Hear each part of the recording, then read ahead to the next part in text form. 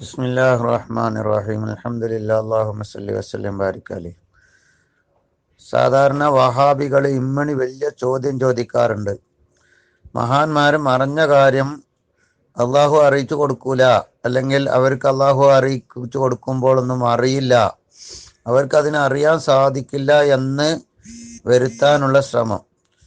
അതിന് വഹാബികൾ തെളിവായി കൊണ്ടുവരാറുള്ളത് ആയിഷ ബീവി റളിയല്ലാഹു അൻഹ, ആയിഷ ഉമ്മ യുടെ വ്യഭിചാരാരോപണം, അത് നബി സല്ലല്ലാഹു അലൈഹി വസല്ലം തങ്ങൾ ഒരു മാസം അതിനെപ്പറ്റി ഒന്നും പറഞ്ഞില്ല, അതുകൊണ്ട് തങ്ങൾ അറിയാത്തത് കൊണ്ടാണ്.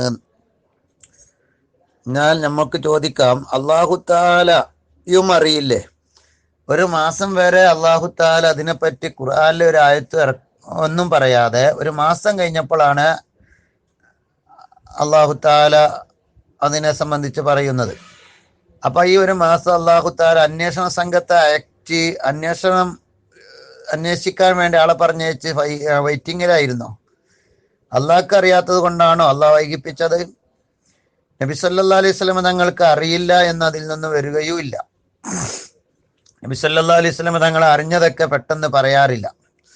ചിലപ്പോൾ അള്ളാഹു വെയിറ്റിംഗ് ചെയ്യണം എന്ന് അള്ളാഹുവിൻ്റെ ഓർഡർ ഉണ്ട് എന്ന് തങ്ങൾക്ക് മനസ്സിലായത് കൊണ്ടും അള്ളാഹു അങ്ങനെയാണ് ഉദ്ദേശിക്കുന്നത് എന്ന് തങ്ങൾക്കറിയാവുന്നത് കൊണ്ടും അള്ളാഹു വെയിറ്റിംഗ് ചെയ്തതുപോലെ ഒരു മാസം കഴിഞ്ഞിട്ട് വിവരം പറഞ്ഞതുപോലെ നബി സല്ലല്ലാഹു അലൈഹി വസല്ലം തങ്ങൾ അള്ളാഹുവിൻ്റെ ആ വിവരം പറയൽ വരട്ടെ, ഖുർആനിൽ തന്നെ ഉണ്ടാവട്ടെ എന്ന് കരുതി തങ്ങൾ വെയിറ്റിംഗ് ചെയ്തു.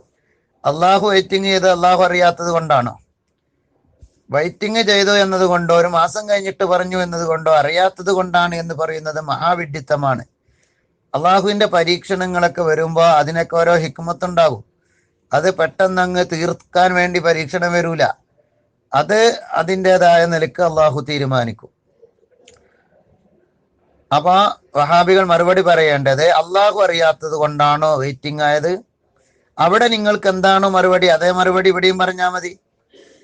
അപ്രകാരം ബദർ യുദ്ധത്തിലൊക്കെ സ്വന്തം ശരീരം വരെ ഷഹീദായി മരിച്ചുപോയ സഹാബികൾ എങ്ങനെ മറ്റുള്ളവരെ രക്ഷപ്പെടുത്തുമെന്നാണ് ചില സാധുക്കളെ ചോദ്യം. ഇമ്മണി വലിയ ചോദ്യം തന്നെ.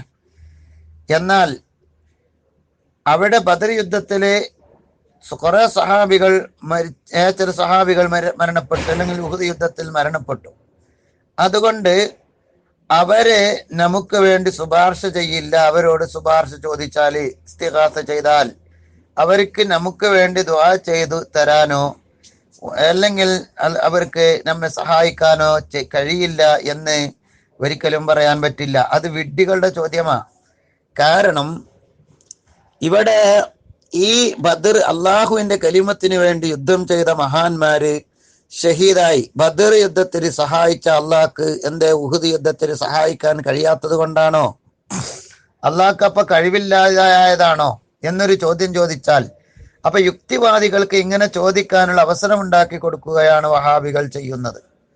ഉഹദ് യുദ്ധത്തിൽ എന്തുകൊണ്ട് പരാജയപ്പെട്ടു? അല്ലാഹു തആല അപ്പോൾ നിഷ്ക്രിയനായിരുന്നോ, അല്ലെങ്കിൽ അല്ലാഹു തആല ശക്തനായി മാറിയതാണോ, അല്ലാഹു കാണാത്തതാണോ, സഹായിക്കാൻ അപ്പോൾ കഴിയാത്തതാണോ എന്ന് ചോദിച്ചാൽ നിങ്ങൾക്ക് എന്ത് മറുപടി പറയാനുണ്ട്?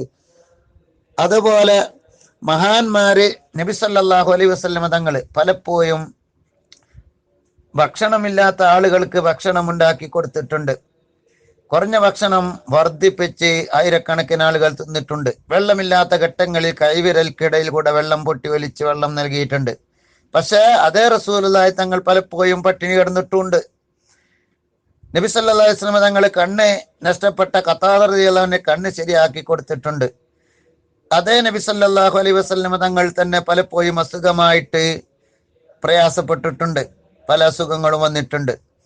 അപ്പോൾ ഇതൊന്നും അവർക്ക് അതിൻ്റെതായ സമയത്ത് അള്ളാഹുവിന്റെ ഉദ്ദേശപ്രകാരം അത്ഭുതങ്ങൾ കാണിക്കാൻ കഴിയുമെന്നതിനോ സഹായിക്കാൻ കഴിയുമെന്നതിനോ എതിരല്ല. ഇവിടെയൊക്കെ അള്ളാഹു എന്തുകൊണ്ട് സഹായിച്ചില്ല? അള്ളാഹു അശക്തനായത് കൊണ്ടാണോ?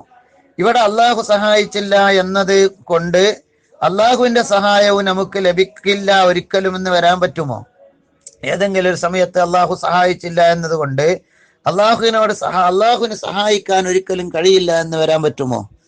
ഇതുപോലെ ഏതെങ്കിലും ഒരു സമയത്ത് അള്ളാഹുവിന്റെ ഉദ്ദേശം പ്രകാരം അള്ളാഹുവിന്റെ തീരുമാനപ്രകാരം പരീക്ഷണം എന്ന നിലക്ക് പ്രയാസങ്ങൾ ആർക്കെങ്കിലും വന്നാൽ ആ പ്രയാസം വന്നയാൾക്ക് വേറൊരാളെയും സഹായിക്കാൻ കഴിയില്ല എന്ന് എങ്ങനെ വരും? വിഡ്ഢികൾ മാത്രമേ അങ്ങനെയുള്ള ചോദ്യങ്ങൾ തന്നെ ചോദിക്കുകയുള്ളൂ. അള്ളാഹുവിന് സഹായിക്കാൻ കഴിയാത്തത് കൊണ്ടാണോ അള്ളാഹു അവിടെ സഹായിക്കാതിരുന്നത്? അള്ളാഹു മറ്റൊരിക്കലും പല സമയത്തും പല സ്ഥലങ്ങളിലും സഹായിച്ചിട്ടുണ്ടല്ലോ, അപ്പോൾ എന്തുകൊണ്ട് സഹായിച്ചില്ല? അപ്പോൾ അതൊക്കെ ഓരോ പരീക്ഷണ ഘട്ടത്തിൽ ഓരോ പരീക്ഷണങ്ങൾ വരും. അത് അള്ളാഹു തആല ഓരോ ഘട്ടങ്ങളിലും ഓരോന്ന് തീരുമാനിക്കും.